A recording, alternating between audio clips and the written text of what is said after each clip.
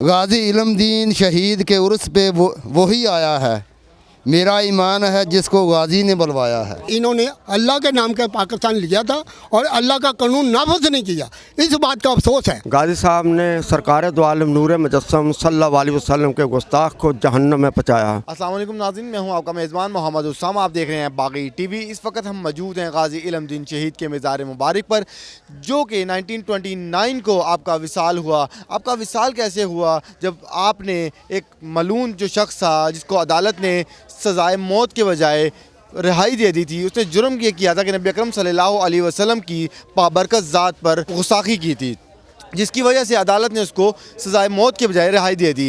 जब ये बात गाजी इल्मदीन शहीद को पता लगी तो वो उसके पास गए और उसको जहन्नुम हासिल कर दिया, जिस पर अदालत ने उनको सज़ाए मौत दे दी। 1929 में उनको शहादत का रुतबा पाया। इकबाल ने क्या खूब कहा था कि हम तो बातें करते रह गए, एक तरखानों का बच्चा बाजी ले गया। गाजी साहब ने ऐसा क्या किया था? गाजी साहब ने एक गुस्ताख को जहन्नुम वसल किया था, और जो भी गुस्ताखी करेगा उसे जहन्नुम वसल करेंगे, ये हमारा ईमान है। माशाल्लाह। तो कोई वाक़या सुनाए, ये आपके मैं हाथ पर्ची देख रही है क्या? मैंने अभी लिखा है इधर ही। सुनाए। गाजी इल्मदीन शहीद के उर्स पे वही आया है, मेरा ईमान है जिसको गाजी ने बुलवाया है। भर भर के ले जाओ रहमतों की झोलियाँ, भर भर के ले जाओ रहमतों की झोलियाँ, गाजी के मज़ार अक़दस पे रहमतों का साया है। अहले ईमान क्यों ना करें सलाम गाजी की इज़्ज़त को, अहले ईमान क्यों ना करें सलाम गाजी की अज़मत को। गाजी इल्मदीन शहीद ने पासबान हुर्मत नबी का अलम उठाया है। दोनों जहां में रहेंगे उसके नाम के चर्चे, जिसने भी हुर्मत नबी की खातर सर कटाया है।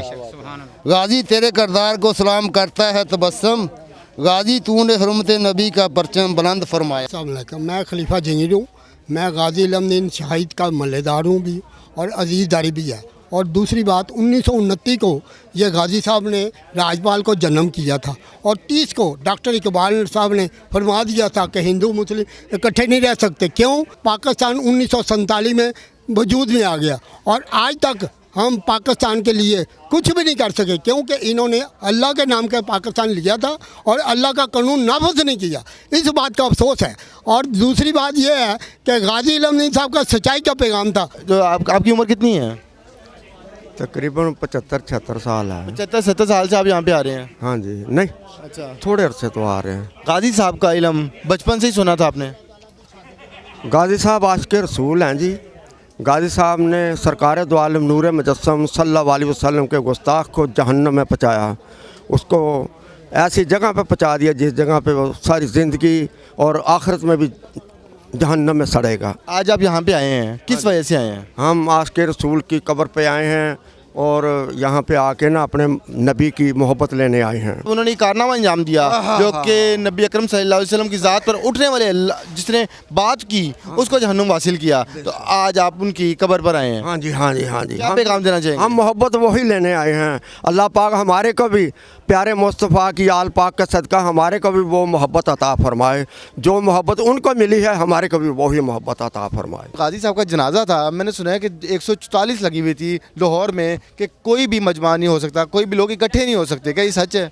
ये बिल्कुल ठीक है, क्योंकि राजपाल में जो था हिंदू था, लेकिन अंग्रेज़ की हुकूमत थी। अंग्रेज़ ने तकरीबन सारा बंदोबस्त किया था कि इधर कोई हंगामा ना हो, कुछ ना हो। ना कोई हंगामा हुआ, ना कोई चीज़ तोड़ी, और अब सबसे बड़ा जनाजा भी हुआ। सबसे बड़ा जनाजा यही गाजी साहब की सखावत, यही लाहौर की सखावत है। गाजी साहब का जो जनाजा था वो किसने पढ़ाया था?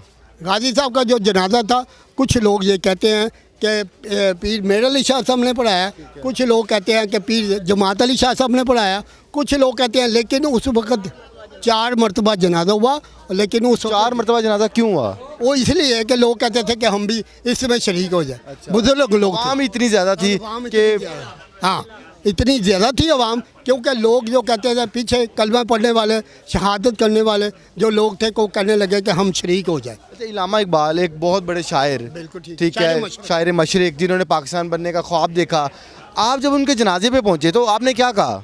आपने कहा कि ये हम तो देखते ही रह गए, गाजी इल्मदीन तरहानों का बच्चा बाजी ले गया। आज आप यहाँ पे आए हैं, क्यों आए हैं?